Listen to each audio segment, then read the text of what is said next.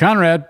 Hey, Gyi. I'm looking at you via Zoom. You're sitting in a new home office. I'm sitting in my very old home office, which I have just added a new whiteboard. You can just stick it on the wall. It's super cool. I'm going to shamelessly plug Righty Board. It's just like movable, stickable, and they go up to 4 by 8 feet of whiteboards. I love whiteboards. Do you use whiteboarding in your interactive agency world?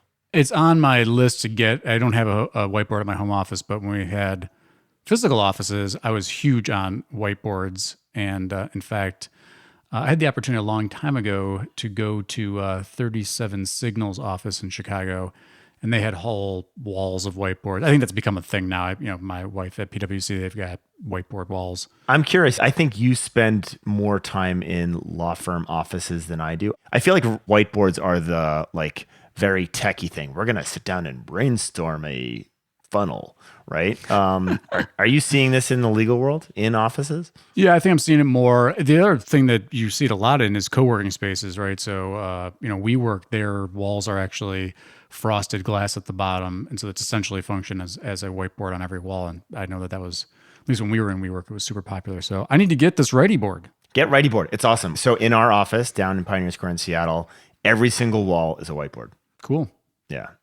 Anyway, what's your favorite thing in your home office?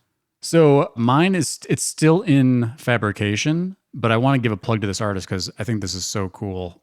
It's called The Present. It's on, if you go to Kickstarter and search for The Present, created by Scott Thrift, it is a clock. There's actually 3 of them, but one of them, it doesn't track time like hours and minutes. And he's got a whole thing on video on it. It's really cool. I was super into it. Obviously, I bought it. But one tracks the progress in course of a year. So one trip around the clock is a year. One is a track of the lunar cycle. So one trip around the clock is the lunar cycle. And one is a day. So it just, it tracks like sun up to sundown, one trip around. Okay. There's more to it than that, but the idea is that it's a mindfulness of time progress beyond like the obsession of the minutes and hours that we're all obsessed in our day to day. And even if you don't go buy this thing, go watch the video that he did. It's really, really, it's very impactful to me. And so I'm really looking forward to that project being done. I think we just went on opposite sides of the spectrum. I talked about whiteboards so you can cram in as much thought as you possibly can and keep it in front of you all the time. And you kind of gave us a bigger picture Zen type moment of contemplating time and your place in time. That's the I feel balance. like a much smaller person right now, Gyi. No, you gotta have both. Gotta have both.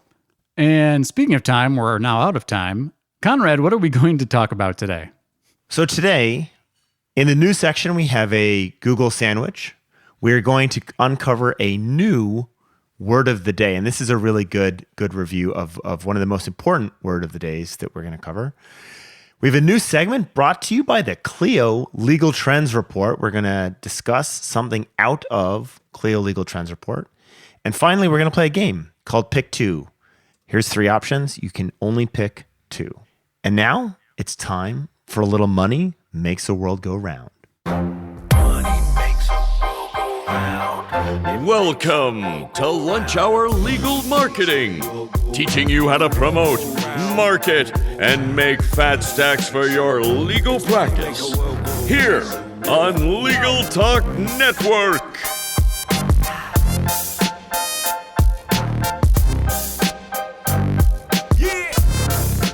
Welcome to Lunch Hour Legal Marketing. Before we get started, we wanted to thank our sponsors.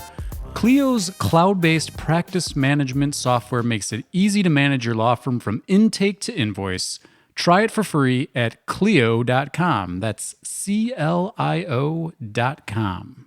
LawYaw provides end-to-end document automation for solo, small, and mid-sized practices.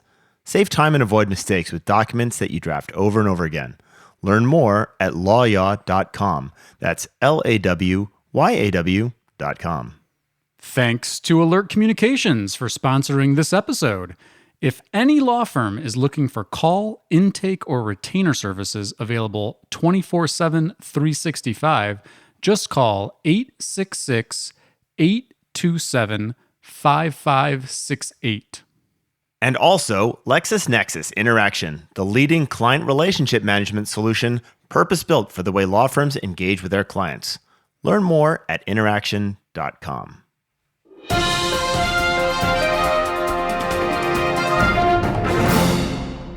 And starting off with the news, Gyi, this just in, Google has been testing the 2-pack versus 3-pack in local. I'm setting you up for a good pun there. Can you talk about what's going on? Well, the lawyers that were in the third spot in the local pack, which is that little box that comes up when you search with the map and all the business information, are going back to the local finder. So the question is whether or not this is permanent. So this is something that we've seen. I actually haven't seen this in legal, Gyi. We've seen it outside of the legal industry. Oh, I've seen it. You've seen it? Oh, yeah. Do you think this is a full-time permanent change? Well, it's impossible to say that, right? But I think it's more than a test. When I say full-time permanent change with Google, I mean for the next 3 weeks. Yeah, I think it's more than just a test. Joy and some other folks were bantering back and forth about this, and it's showing up in multiple locations, multiple verticals. I found a ton of screenshots. In fact, I'm curious. I'm going to search right now and see what happens. So just so everyone knows what we're talking about, this is the mapped area with the pins in it. If you go historically back a long time, that has been called all sorts of things. The 5-pack, the 3-pack, the snack pack. It's been called lots of things. For the last 12 to 24 months, it's really been a 3-pack with the occasional advertisement thrown in. It now looks like it's possible this constricts down to a 2-pack. See, I keep going back to my bad joke. For those of you who are over 40, you will get my reference. For those of you under, you won't know what I mean. But the 2-pack basically is taking away another free option for lawyers to get those clicks on the SERP results. Yeah. If you go to your phone right now, if you're listening to this, go search for practice area plus lawyer. You're likely to see, depending on where you are, Google screened results. They take up most of the results. But if you go scroll down a little bit and look for the map pack area where it shows the map and the listings, I'm getting 2-pack on my phone right now. All right. And by the way, this is just a mobile experience. This is not a desktop experience. So for now, for the next 2 to 3 weeks, right? Permanently for the next 2 to 3 weeks, maybe. Mm-hmm. The other thing, Gyi, I understand there's a conference coming up. There's lots of conferences. What are we going to talk about? Well, this conference is mythical because I keep being told that it's going to happen, and then I go to the website and I can't find information, and people are sending me Twitter messages being like, hey, is this conference going on? And I'm like, it's secretive. Talk to Conrad. It's like getting into that speakeasy back in the speakeasy days. It's the speakeasy conference. So the Bedlam conference will be around May 26th. Sign up. Gyi will be there. Conrad will be there. 2 more awesome agencies will be there. And we will be sharing all of the secrets. Best gosh darn legal marketing conference. Bedlamconference.com. Okay, now that's enough self-promotion. This is a news sandwich. We start with Google. We're going to end with Google. We love Google. Within Google My Business has started showing some messaging with competitors built into it. This is nasty. We're not being nice to Google today. I'm not. You're always nice to Google. I'm nicer to Google. I'm usually the mean one. You're meaner to Google than I am. And we're not going to talk about why that is. Well, this one's just straight nastiness because... Okay, talk about the nasty. So if you turn on the Google My Business messaging tool and allow consumers who do searches to send you a message, request a quote, Google is following up with, hey, thanks for submitting a quote. Would you like to check out these competitors for a quote too?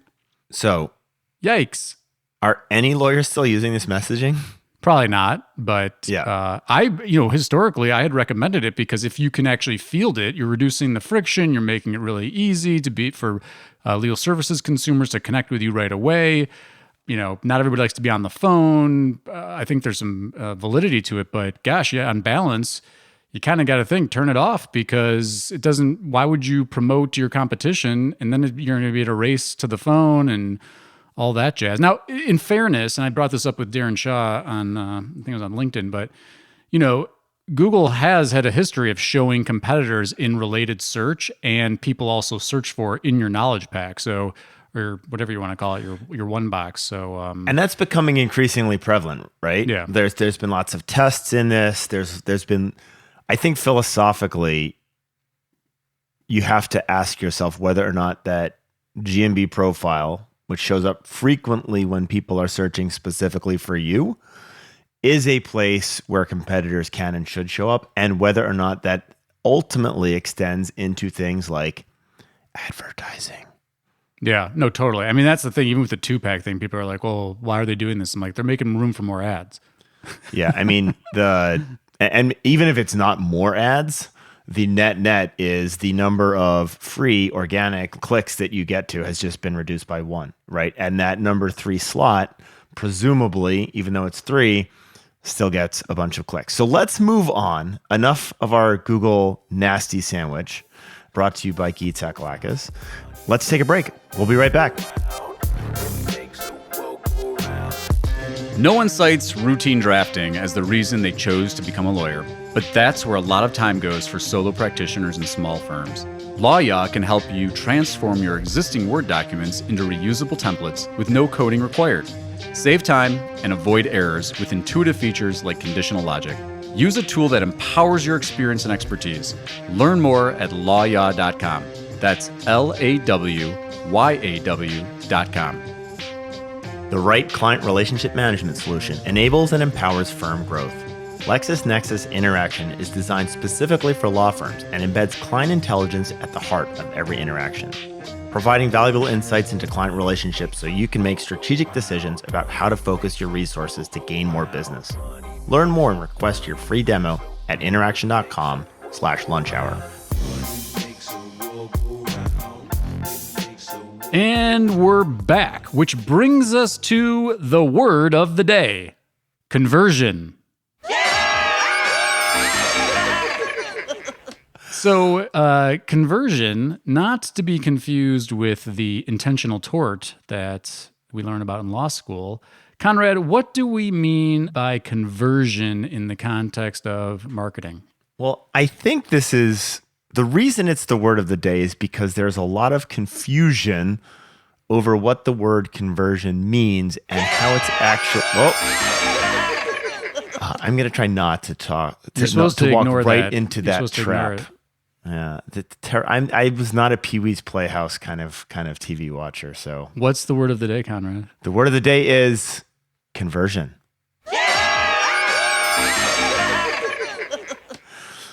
Anyway, the confusion around that word is there's lots of different ways that it is used and applied, and it means a lot of different things to a lot of different people. But for a law firm, conversion really is someone becoming a client. Darn it. And in the legal kind of online marketing industry, conversion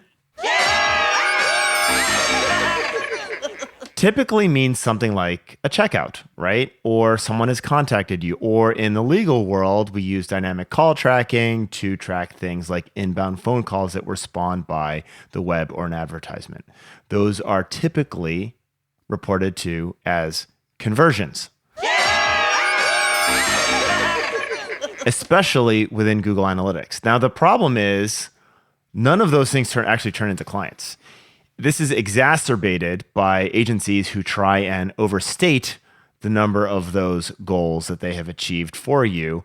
And so there are 3 major problems here. One is what you guys think of this word, which is someone turning into a client, and what marketing agencies think of as this word, which is as many ways that they can try to make themselves look as good as possible, and what is actually reported in a well-structured Google Analytics, which is phone calls, form, fill, text, and chat. But Gyi, I talk a little bit about agencies trying to overstate their effectiveness. Can you give me some examples of how that happens? Well, I'm going to fight with you a little bit here. Go. Bring it. Because I think it's fair to use the C word for, qualified potential client inquiries. I think, ultimately having a goal of, winning the client's target cost per acquisition of the client, like that's the only C word goal that actually has value, right? You can't pay your rent with phone calls and form fills. But I still think that those are valid steps along the client acquisition cycle. And folks that are, if you're hearing this, Google's got documentation. Their term for goal tracking is goal tracking, but they're talking about the same thing. HubSpot also has some good information if you look for conversion rate optimization. And so, you know, I just, I'm not really disagreeing with you. Agencies inflate this. They do things like creating a Google Analytics goal for time on site or bounce. And in analytics, they're off the top of my head, I can think the one that we really focus on is event goals, but you have a destination goal. So if you fill out a form and it redirects to a thank you page, it would track the URL change there. That would be a goal you might track from a web form standpoint. But, you know, really, and I think this is kind of to your point, things like what are the valuable goal C words that you want to focus on? That's really what the distinction is. And to make sure you understand what those are and defining what those are in advance to hold agencies accountable to say, you know, look, what's success look like, right? Like it's a proxy for success in my view. And so one of the ways that overstating, especially within Google Analytics, those goals or having goals that aren't actually really relevant to taking new clients, and Gyi mentioned bounce rate or time on site, is if you use that data to feed back into a Google AdWords platform, you are now optimizing for people who are going to spend a lot of time on your site. Yeah, that's crazy. Auto-optimizing on, I don't know, I mean, this would be a topic for another day perhaps, but what are your thoughts on Google's system for optimizing based on one of these goals? Like I've not seen that being an extremely effective. We've done very well with that. And yeah, we could go deeper into that. But the simple concept is this. Google looks at the things that you want someone to achieve, in our case, phone call, form fill, text, or chat, perhaps an email, and looks for characteristics that will encourage people to do that, right? So the likelihood that someone is going to convert, they will change their bidding structure through AI, and it's very, very complex. We have seen improvements with that. We've seen fairly dramatic improvements with that. The problem is if you bastardize your data by including things that are not important, like time on site or your bounce rate, you're now optimizing for something that is not someone contacting your law firm to hire you. And you can completely scramble the economics of your pay-per-click campaign. Yikes. Yeah. Whoa, right? Like you end up spending a lot of money on something that actually isn't going to really work. Another thing that I've seen agencies do that this drives me bananas is reporting on every single call as a new lead, right? We are incented, or we shouldn't be incented, but we like to, as agencies, try to make ourselves look as good as possible. And one of the best ways to do that is to report on every single phone number or phone call as a brand new lead, which, as you guys all know, at least 10% of phone calls generated by online advertising for lawyers is an SEO person trying to get you to switch you over to them, right? It's the Mockingbird outreach campaign. It is the Mockingbird outreach campaign. We just click on Google AdWords like mad and we call you because we know. By the way, this happens. There are agencies that do this. They qualify law firms as being big spenders by clicking on advertising and then contacting them. This happens regularly. No, it happens to me all the time. I'm like, what a better way to come to my website and fill out a form saying, we want to cold pitch you on something. And I'm like, you just cost me $100 by clicking on my ad. Thanks. Yeah. And don't you know that? Oh, you don't know that we can do that? Like, what are you? Yeah. So anyway, be really careful. Conversions are very important. Be very careful about what you count as a conversion. And let's make sure that you're focused on the things that matter and you're not letting your agency kind of dictate how good they think they are, because they're usually not. The best way to do that, in my perspective, we have this concept called intake qualified leads. So actually knowing that not only did the phone ring, but this phone turned into an initial consultation. That means that is an intake qualified lead. And that is therefore a much more valuable piece of data than, hey, the phone rang 27 times. And do you call those conversions? We call those intake qualified leads. And Not then conversions. not. So let me walk you through the funnel. We have intake qualified leads, we have attorney qualified leads, and then we have won leads, right? And those are different steps down what is a typical path for the law firm funnel. Okay. I think it's time to hear from our sponsors. As the largest legal-only call center in the U.S., Alert Communications helps law firms and legal marketing agencies with new client intake. Alert captures and responds to all leads 24/7, 365 as an extension of your firm in both English and Spanish. Alert uses proven intake methods, customizing responses as needed, which earns the trust of clients and improves client retention. To find out how Alert can help your law office, call 866-827-5568 or visit alertcommunications.com/LTN. And we're back. And I'm actually really excited about this segment for folks that have listened to prior episodes or seen other things that I've posted online. I'm a huge fan of Clio's Legal Trends Report. It's one of the industry standard reports from my perspective, and they put it out every year. And so we wanted to go a little bit deeper into this Legal Trends Report minute. And Conrad, I have a question for you. Shoot. What percentage of legal professionals are no longer using their commercial office space? And we'll say 2020. In 2020. Something happened in 2020. So I believe that was COVID. That's a thing. So the real question is like, how many lawyers have stopped really thinking about having a physical office space, right? Yes. And this is going to be a virtual thing. Mm-hmm. I'm going to guess somewhere around 7% of legal professionals let go of their commercial office space in favor of maintaining a virtual practice. What a great guess. That is also what the Legal Trends Report found.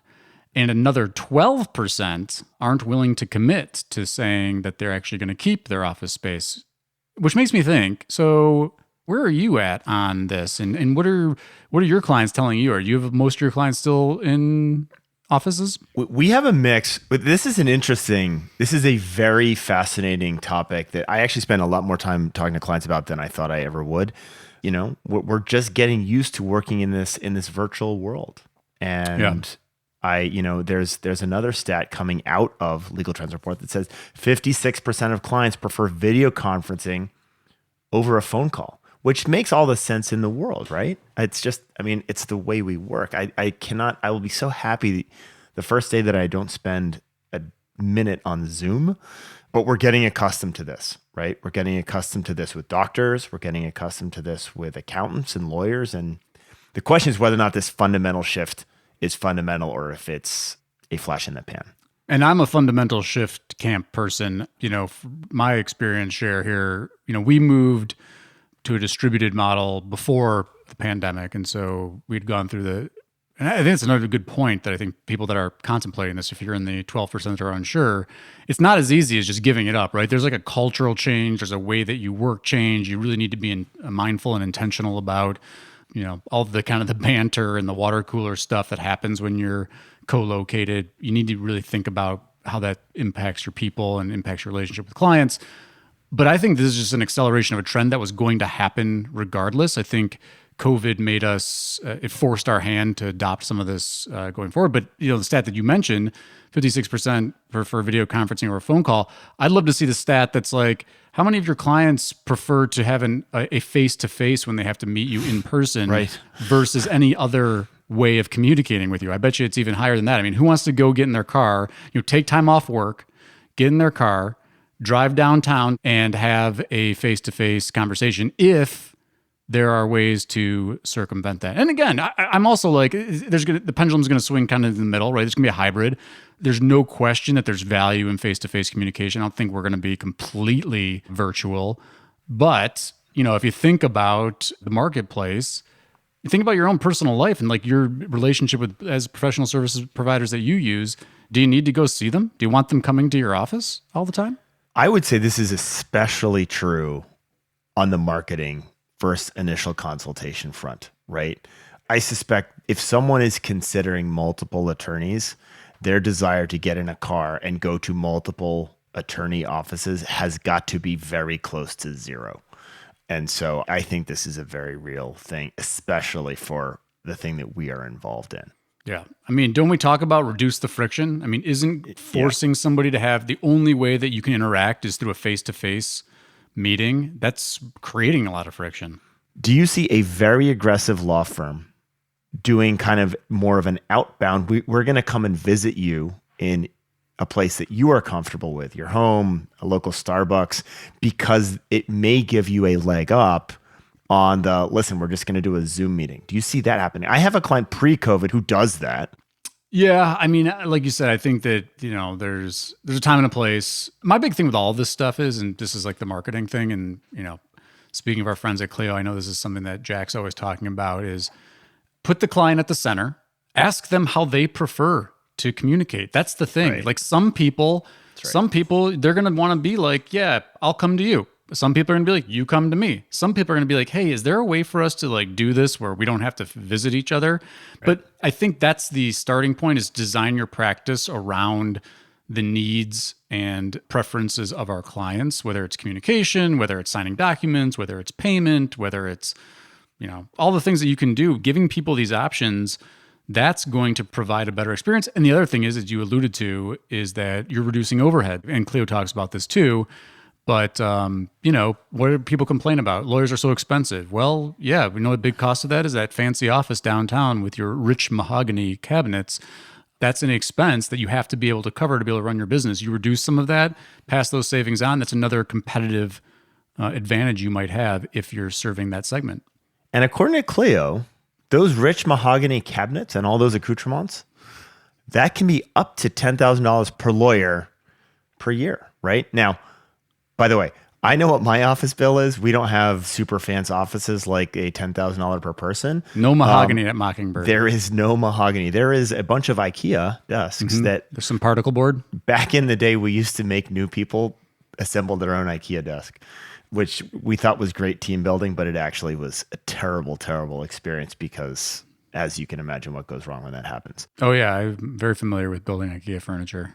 Anyway, 10 grand. Like that is nothing to sniff at. And you can either pass those savings on to your kid's college fund or onto your clients, right?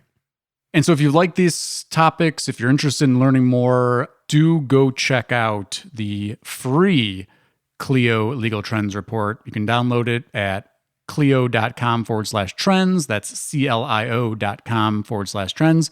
Free report, great research, industry standard. You can build your whole marketing plan around what they've found in there, in my opinion. And there's so much data out there. So why are we sending you to more data? What you don't have is context for your own data. So like I can tell you what your bounce rate is or what your site speed is or what your phone answer rate is, but none of it matters until you understand what that means contextually about how you perform against other law firms. And so Clio Legal Trends Report is a great way, not just to get some data and even think about the data that you can be looking at, but to basically use that as a yardstick to determine how great or how terrible you actually are. Sweet. Gyi, let's play a game. Game time. It is game time.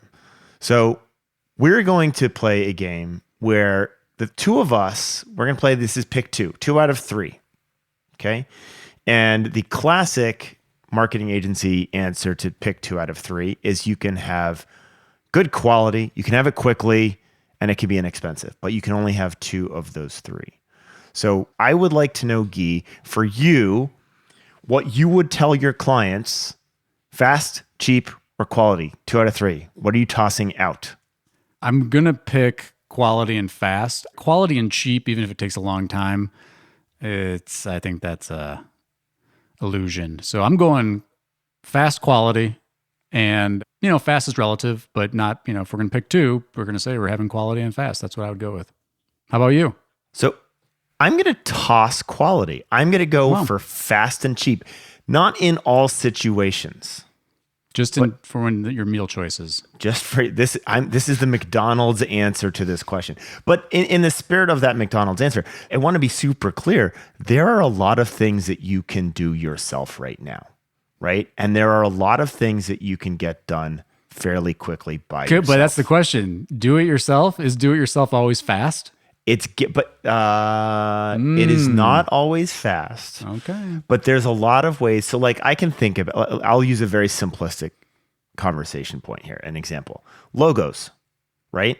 When we do a custom logo, it's something like $10,000, and we spend a lot of time. We talk about your brands. We talk about what colors you use, typography, blah, blah, blah, blah, blah.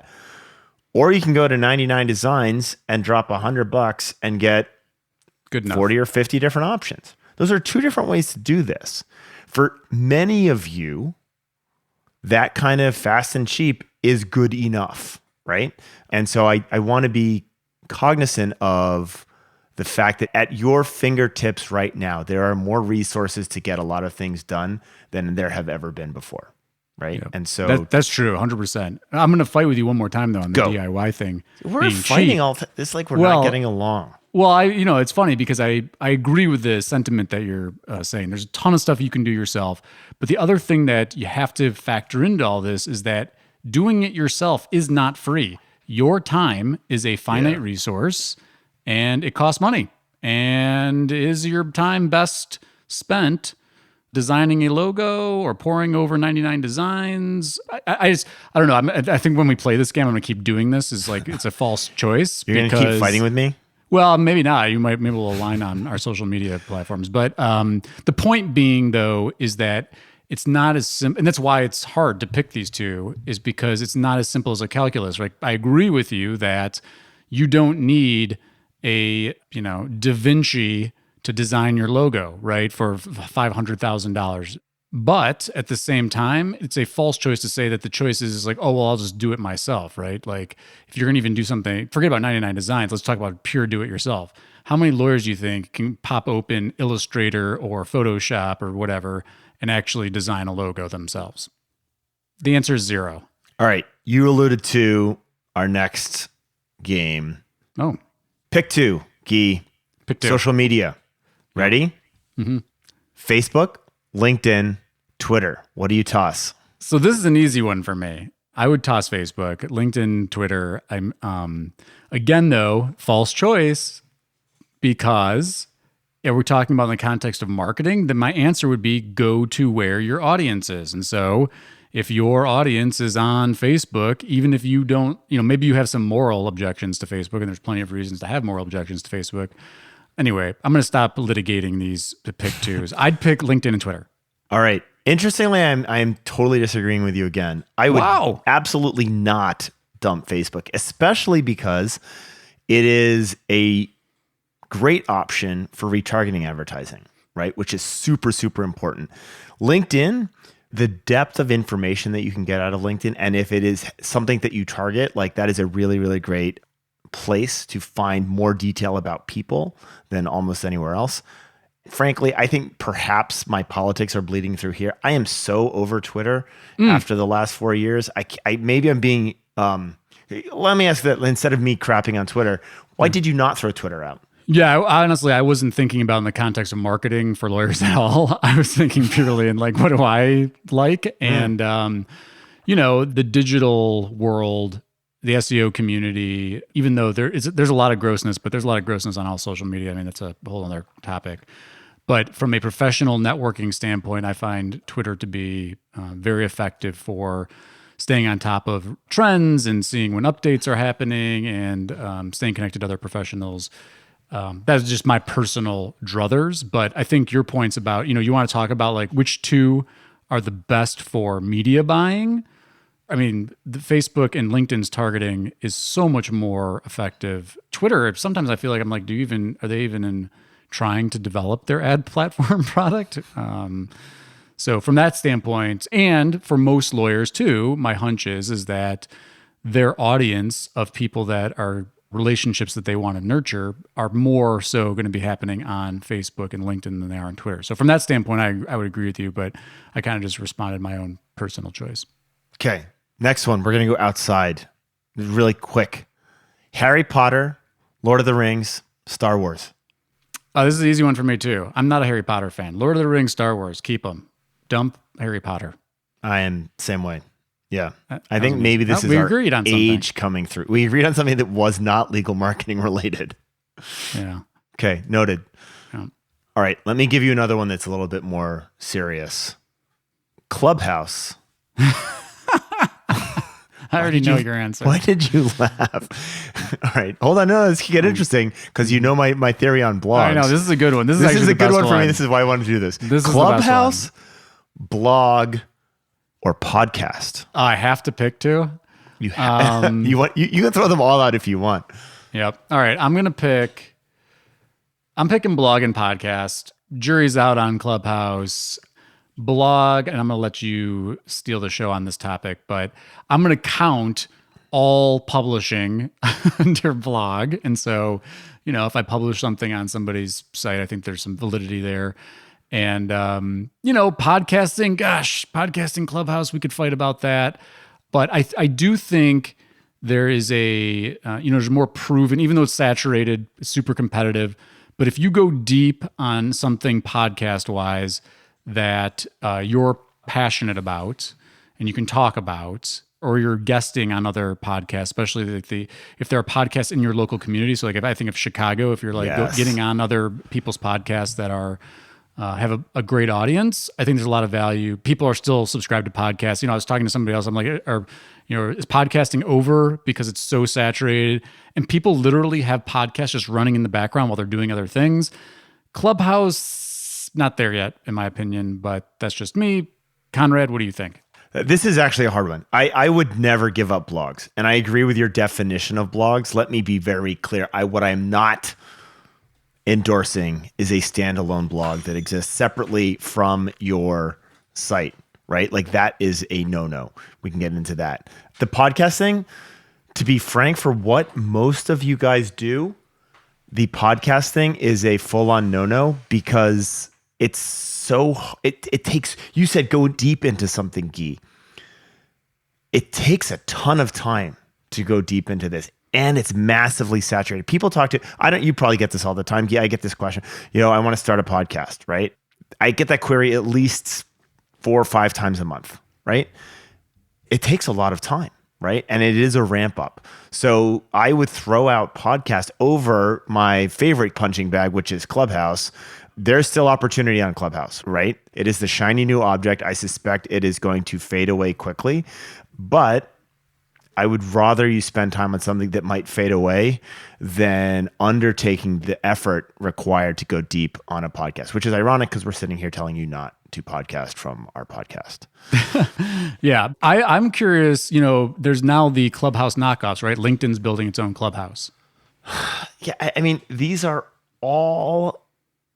all the network effect. Right. Right. And it's why Google failed miserably at creating a competitor to Facebook, because it is entirely based on this network effect, which is when we're talking about niching and being very, very specific, you need a very huge platform in order to find that very, very tiny niche, right? Most of these niches do not exist as a separate social entity. And so my gut tells me that it is going to be very hard to do the Clubhouse knockoff. It's going to be very hard to do. Like, there's a reason that Facebook and Google went to war and Google lost. There's a reason that there hasn't been a major LinkedIn competitor, right? The network effect makes it so hard to make this work. Fair enough. I think having an audio option on LinkedIn is actually going to be very appreciated by LinkedIn users. And so I think it'll be adopted. And that's the thing. I mean, think about it right now. If you don't have an iPhone, you're not on Clubhouse. Right. I like LinkedIn. I also think it is, especially among the legal community, depending on what you do, widely underutilized. Having said that, like I've said this over and over again, LinkedIn is the Tinder of the professional community. And I am so tired of getting the unsolicited friend requests. Like, I've never used Tinder, so I am not a talk about Tinder that user. Thanks for boxing me into that. You brought it up. Well played. All right, we got to do one more of these. Okay, I'm going to give you one more. Okay. It's dealer's choice here. Would you like... do 2 more. Do one work one and do one fun one. Okay. All right, here's the fun one. All right. Coffee, ice cream, alcohol. Ooh, this is tough. I'm going to dump ice cream. I'm caught. That's like my biggest vice. I have to drink coffee. So I love coffee. Coffee's going nowhere. Alcohol or ice cream. Heart disease both ways. I like whiskey. So I'm going to stick with the alcohol, whiskey and wine over ice cream. Well, ice cream's not good for me anyway, but I do love ice cream, but I got to say farewell to ice cream. Where are you going? I You struggle. already gave up alcohol, I thought. I gave up alcohol for quite a while at the beginning of COVID. And then, I mean, at the risk of, I think this is I can understand how this has been a really hard time for people and how people have, we know this. Sorry, this took a really dark turn. We went from top fun things. Harry Potter. Harry Potter to listen. So Harry Potter's kind of dark though, right? it's not like sitting at your home on Zoom drinking by yourself, right? And I think, to be frank, this is a really hard time for people working from home, and the isolation is a very real thing. I think there are a lot of people struggling with all sorts of addictions right now. And at the risk of turning this into a public service announcement, I think it's something to be cognizant of. I frequently give a bottle of scotch as a thank you gift for referrals. I have become increasingly uncomfortable doing this as we're dealing with people who are potentially, stuck at home by themselves with a bottle So now of you're scotch. sending ice cream? I'm not sending ice cream. It doesn't ship very well. How many ice cream Zoom meetings have you had? I have never had an ice cream Zoom meeting. That's the new thing. There's the new hotness. And Lunch Hour Legal Marketing brought to you by Ben & Jerry's. Okay, what's your favorite Ben & Jerry? All right, fine. Oh, the Tonight Dough. I will eat a pint of Ben & Jerry's by myself in a heartbeat.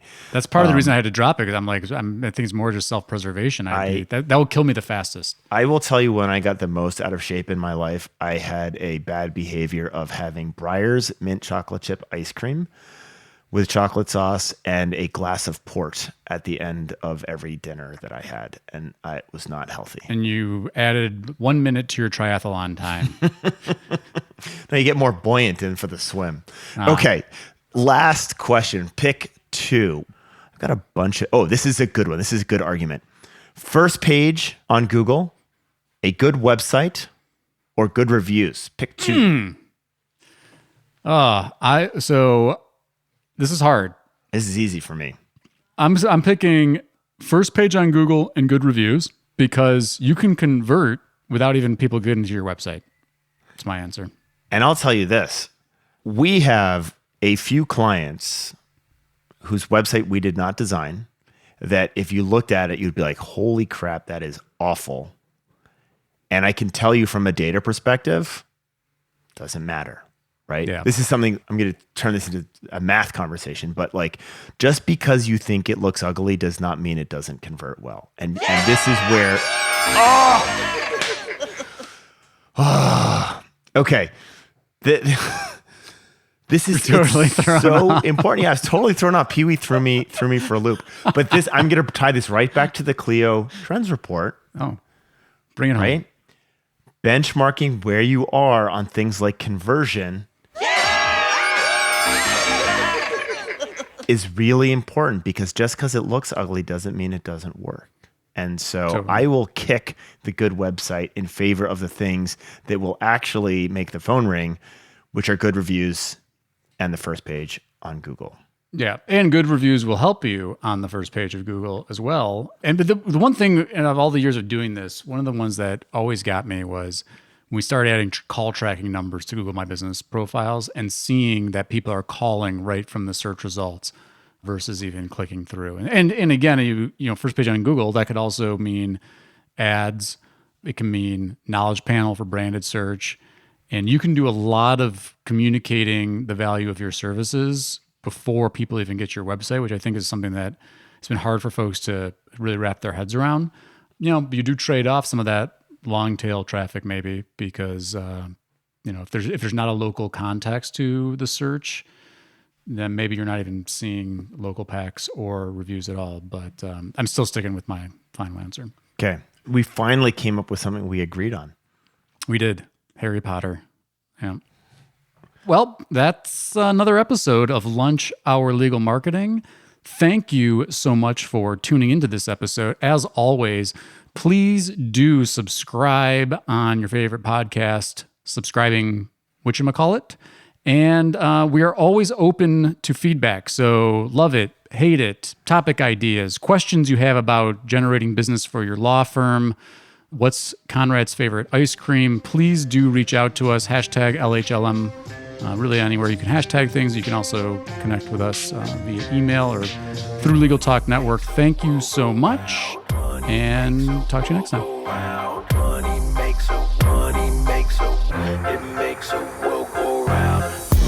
Thank you for listening to Lunch Hour Legal Marketing.